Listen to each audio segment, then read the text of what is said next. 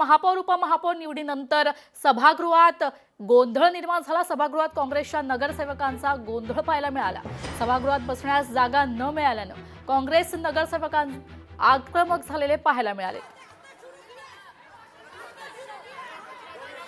तुम्हाला अशा पद्धतीने आई भवानीच्या चरणी नतमस्तक होऊन स्वराज्याचे संस्थापक महाराष्ट्राचे आराध्य दैवत छत्रपती शिवाजी महाराज की, छत्रपती शिवाजी महाराज की आणि भारतरत्न परमपूज्य डॉक्टर बाबासाहेब आंबेडकर यांच्या स्मृतींना वंदन करून आज म्हणजे आम्ही गोंधळ केलेला नाही।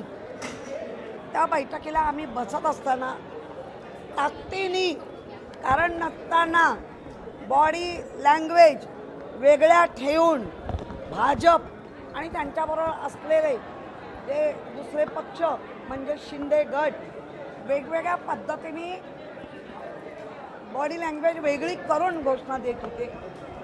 पण यांच्या जर बॉडी लँग्वेज आत्ताच अशा वाईट असतील तर आमच्या घोषणा देणं चुकीचं होतं का? आमची जी जागा होती ज्यावर आमच्या इंडियन नॅशनल काँग्रेसचा बोर्ड लावला होता त्या जागावर